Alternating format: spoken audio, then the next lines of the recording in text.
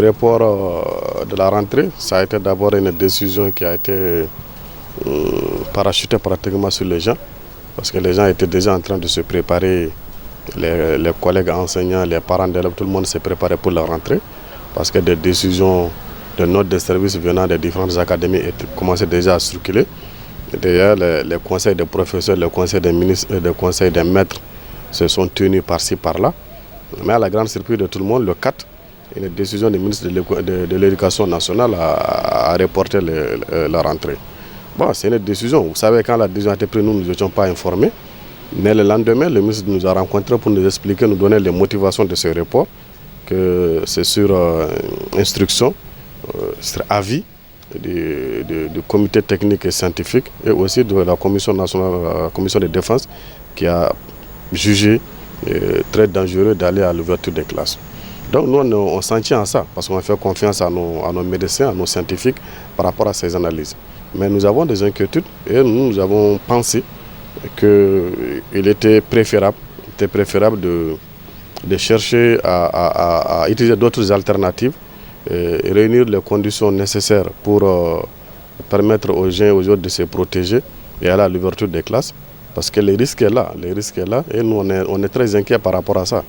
Dans un pays où pratiquement 3 années successives, il n'y a pas d'école, si on devrait continuer dans la fermeture successive des classes, ça va donner des conséquences désastreuses pour le système éducatif, pour l'école malienne.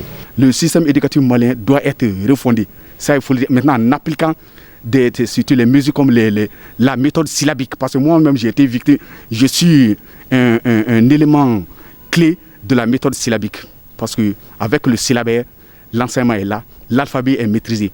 Parce que l'éducation au Mali ici, c'est purement le médium, c'est le français. Donc si le médium c'est le français, il faut maintenant la méthode syllabique.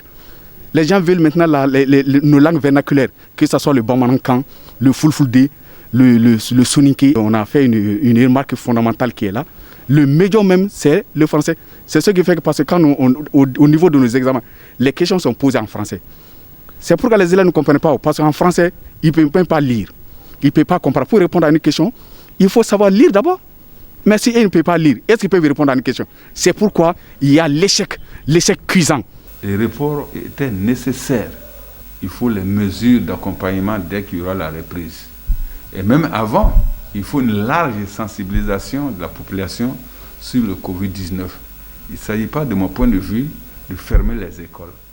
Donc le système dont vous parlez éducatif doit partir déjà du système éducatif familial. Il faut que les familles aujourd'hui prennent toutes leurs responsabilités, parce que l'enfant est aujourd'hui éduqué dans la rue. C'est de cela qu'il s'agit. Ce n'est pas le système éducatif seulement qu'il faut mettre en cause, hein. C'est l'éducation de façon générale, familiale d'abord. Il faut que les pères de famille accompagnent l'enseignant. On doit changer de comportement. Et c'est là qu'on peut aboutir à la refondation du système éducatif.